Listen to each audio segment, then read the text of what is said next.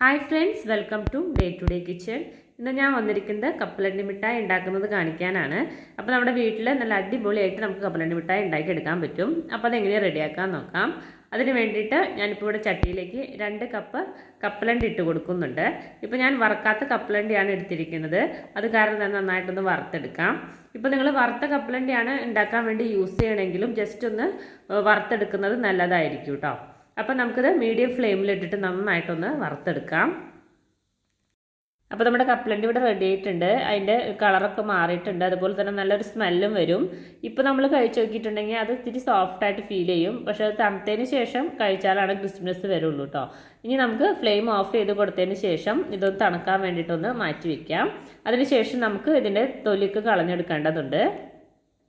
അപ്പോൾ നമ്മുടെ കപ്പലണ്ടി ഒന്ന് ചൂടാറുമ്പോഴേക്കും നമുക്ക് ശർക്കര റെഡിയാക്കി എടുക്കാം. ഞാനിപ്പോൾ 2 കപ്പ് കപ്പലണ്ടിയാണ് എടുത്താറുന്നത്. അപ്പോൾ അതിലേക്ക് 1 കപ്പ് ശർക്കര പൊടിച്ചതാണ് എടുത്തിരിക്കുന്നത്. അതിലേക്ക് 2-3 ടേബിൾ സ്പൂൺ വെള്ളം ഒഴിച്ചിട്ടൊന്ന് മെൽറ്റാക്കാൻ വയ്ക്കാം.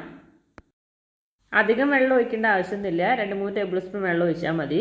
അപ്പോൾ നമ്മുടെ ശർക്കരയൊക്കെ മെൽറ്റായി വന്നിട്ടുണ്ട്. ഞാൻ ഫ്ലെയിം ഓഫ് ചെയ്ത് കൊടുക്കാം.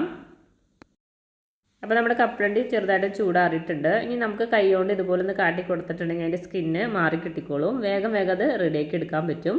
ഇനി നമുക്കതൊന്ന് ക്ലീൻ ചെയ്തെടുക്കാം. അപ്പോൾ ഞാൻ കപ്പലണ്ടി ഇതുപോലെ എല്ലാവരും റെഡിയാക്കി എടുത്തിട്ടുണ്ട്.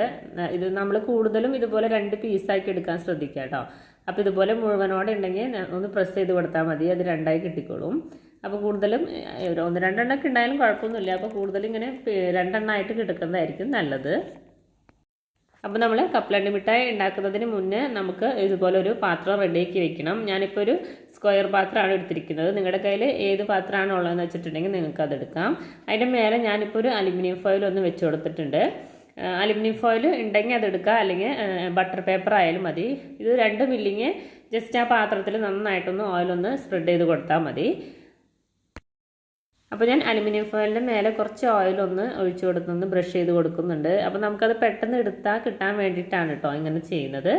അപ്പോൾ നന്നായിട്ടൊന്ന് ബ്രഷ് ചെയ്ത് കൊടുക്കാം. ഇനി നമുക്ക് കപ്പലണ്ടി മിഠായി ഉണ്ടാക്കാൻ വേണ്ടിയിട്ട് സ്റ്റാർട്ട് ചെയ്യാം. അതിന് വേണ്ടിയിട്ട് ഞാനിപ്പോൾ ഒരു പാത്രം വെച്ച് കൊടുത്തിട്ടുണ്ട്. അതിലേക്ക് നമ്മൾ നേരത്തെ റെഡിയാക്കി വെച്ചിരിക്കുന്ന ശർക്കര പാനി അതിലേക്കൊന്ന് അരിച്ചിട്ട് ഒഴിച്ചു കൊടുക്കാം കേട്ടോ. അപ്പോൾ അതിനുള്ളിൽ അഴുക്കൊക്കെ ഉണ്ടെങ്കിൽ ഒന്ന് മാറി കിട്ടാൻ വേണ്ടിയിട്ടാണ്.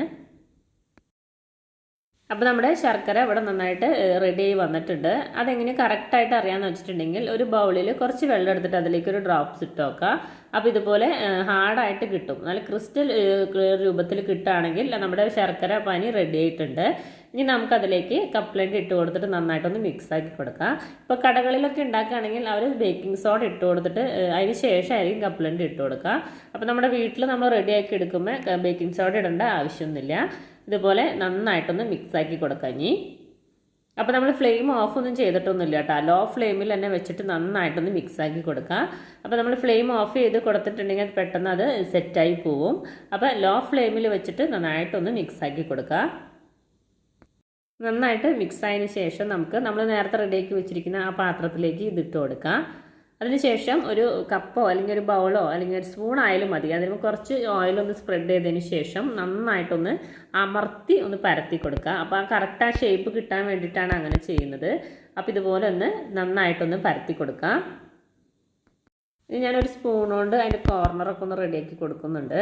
അപ്പോൾ നമ്മൾ സ്പൂൺ ഏത് പാത്രമാണ് എടുക്കണമെന്ന് വെച്ചിട്ടുണ്ടെങ്കിൽ ഇതുപോലെ ചെയ്യണേ മുന്നേ അതിൻ്റെ മേലൊന്ന് കുറച്ച് ഓയിലൊന്ന് സ്പ്രെഡ് ചെയ്ത് കൊടുക്കുക. നമ്മൾ എടുക്കുന്ന സ്പൂണിൻ്റെ മേലെ പാത്രത്തിൻ്റെ മേലെ ആയാലും കുറച്ച് ഓയിലൊന്ന് സ്പ്രെഡ് ചെയ്തതിന് ശേഷം ഇതുപോലെ ഒന്ന് ഷേപ്പാക്കി എടുക്കാൻ നോക്കാം കേട്ടോ.